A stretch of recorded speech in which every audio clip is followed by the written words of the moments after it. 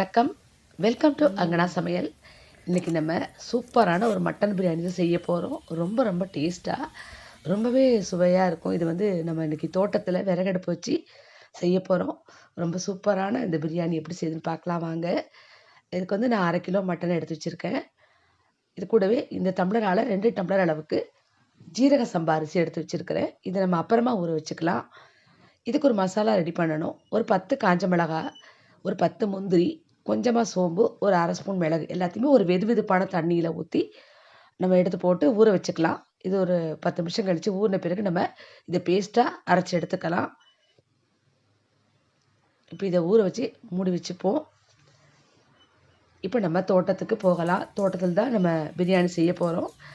நேற்று ஈவினிங் வரைக்கும் நல்ல மழை. நைட்டு தான் மழை இல்லாமல் இருந்துச்சு. காலையில் எழுந்துச்சி பார்க்கும்போது உங்களுக்கு நல்லா கொஞ்சம் பளிச்சுன்னு இருந்தது. சரி அதான் தோட்டத்தில் வச்சு செய்யலாம் அப்படின்னு ரெடி பண்ணியிருக்கேன். விறகெல்லாம் நனைஞ்சு போயிருக்குது. கட்டையெல்லாம் எடுத்து போட்டு வச்சுருக்கிறேன். வீட்டுக்குள்ளே இருந்த மரக்கட்டையெல்லாம்.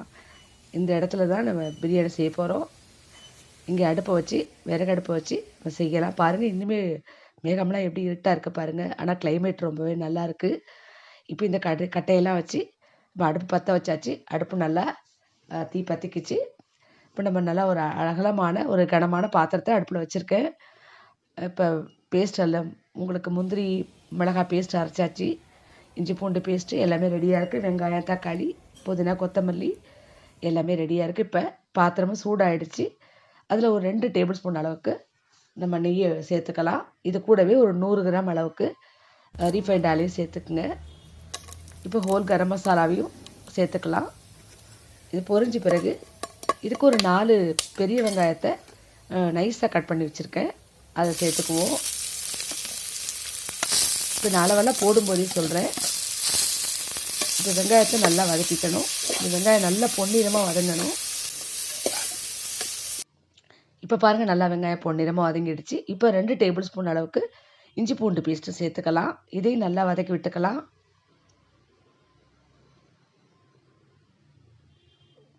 இப்போ தக்காளி சேர்த்துக்கலாம். இதுக்கு ஒரு 3 நல்ல பழமான மீடியம் சைஸ் தக்காளி அரிஞ்சு வச்சுருக்கேன்.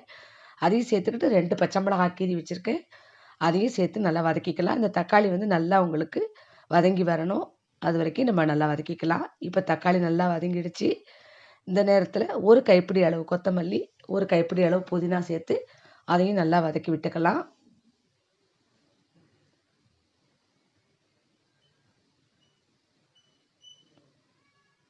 இப்போ புதினா கொத்தமல்லியும் நல்லா வதங்கிடுச்சு. இந்த நேரத்தில் நம்ம மட்டனை சேர்த்துக்கலாம்.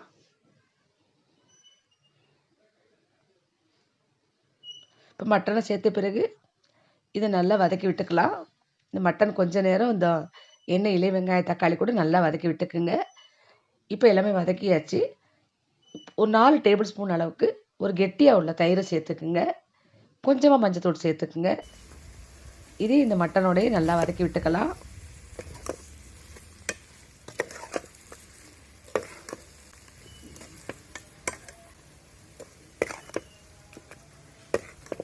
இப்போ இதுவும் நல்லா வதங்கிருச்சு.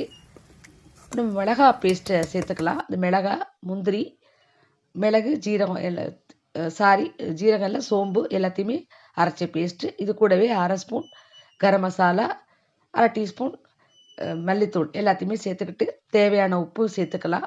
நான் உப்பு கொஞ்சமாக சேர்க்குறேன். இப்போ நம்ம 2 டம்ளர் அரிசிக்கு 4 டம்ளர் தண்ணி சேர்க்கணும். இப்போ முதல்ல 2 டம்ளர் தண்ணி சேர்த்துக்கலாம்.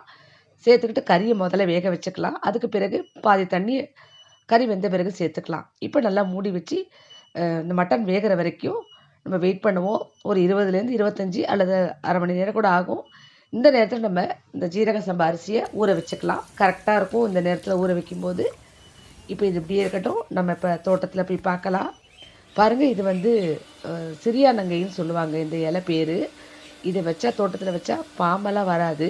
அதோடு இல்லாமல் இது டயபெட்டிஸ் உள்ளவங்களாம் டெய்லி கொஞ்சம் ஒரு 4-5 இலை பறித்து சாப்பிட்டாங்கன்னா உங்களுக்கு சுகர் கண்ட்ரோலில் இருக்கும். பாருங்கள், செம்பருத்தி இந்த கலர் எவ்வளோ அழகாக இருக்குன்னு. நல்லா சூப்பராக ஒரு 10லேருந்து ஒரு 15, 20 பூ கூட பூக்கும் ஒரு நாளைக்கு. இந்த கலர் ரொம்பவே அழகாக இருக்குது. சூப்பராக இருக்குது பாருங்கள். இது வந்து சுண்டைக்காய் செடி. சுண்டைக்காய் நிறைய காய்ச்சிருக்கு பாருங்கள். நல்லா ஃப்ரெஷ்ஷாகவும் இருக்குது. வீட்டில் காய்க்கிற சுண்டைக்காய் சமைச்சாலே ரொம்ப டேஸ்ட்டாக இருக்கும்.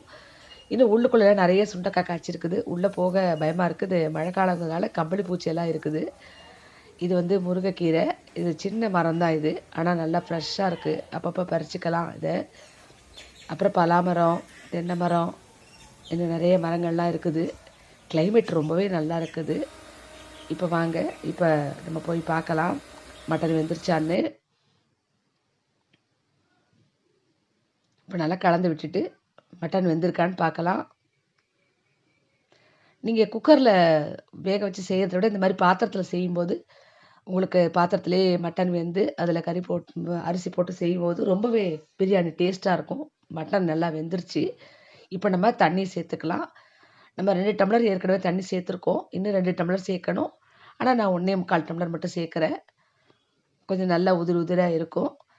இப்போ எல்லாத்தையும் நல்லா கலந்து விட்டுக்குங்க. நீங்கள் அடுப்பில் செய்கிறதுனால 1க்கு 2 தாராளமாக தண்ணி சேர்க்கலாம். கரெக்டாக தான் இருக்கும். இப்போ நான் 1 1/4 தான் சேர்க்குறேன். ஒரு 1/4 டம்ளர் மட்டும் தண்ணி குறைச்சி சேர்த்துருக்கேன்.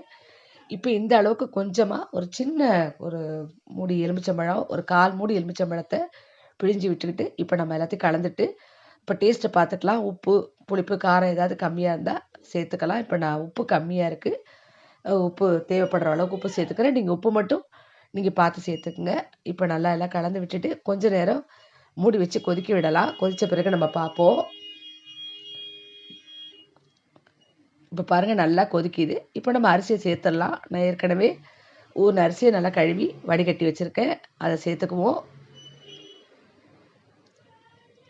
இப்போ அரிசி சேர்த்த பிறகு நல்லா கலந்து விட்டுக்கலாம்.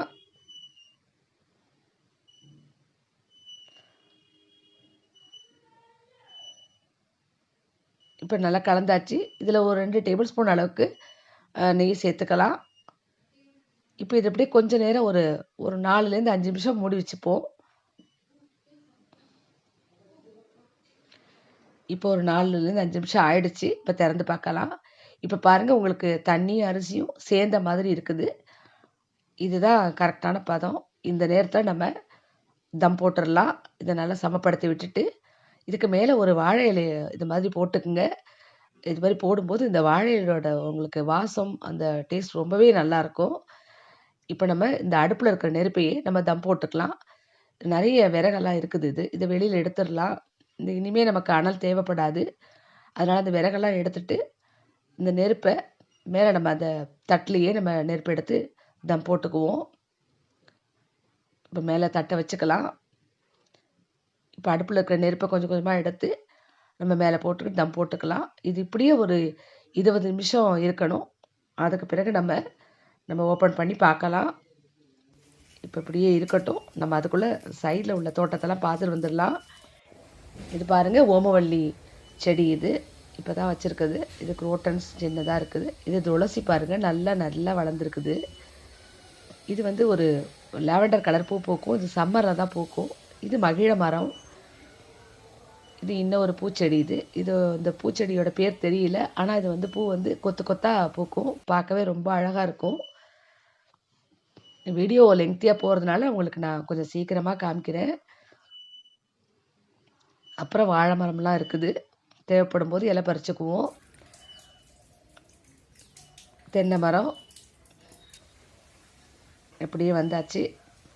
இப்போ நல்லா காற்றடிக்குது. நல்லா இருக்குது இந்த கிளைமேட் உங்களுக்கு. இப்போ நம்ம அடுப்புக்கு போகலாம். பிரியாணி எப்படி இருக்குன்னு பார்க்கலாம். 20 நிமிஷம் ஆயிடுச்சு. இப்போ நம்ம ஓப்பன் பண்ணி பார்ப்போம். பாருங்கள், சூப்பர். நல்லா கரெக்டாக இருக்குது பாருங்கள். இப்போ இலையை எடுத்துகிட்டு பார்க்கலாம். இப்போ லேசாக கரண்டியால் இந்த மாதிரி கிளறி விட்டு பார்ப்போம். பாருங்கள், அடியெல்லாம் பிடிக்கவே இல்லை. சூப்பராக இருக்குது. உங்களுக்கு பார்த்தாலே தெரியும். இதோட கலர், டெக்ஸ்டர் எல்லாமே ரொம்ப கரெக்டாக இருக்குது.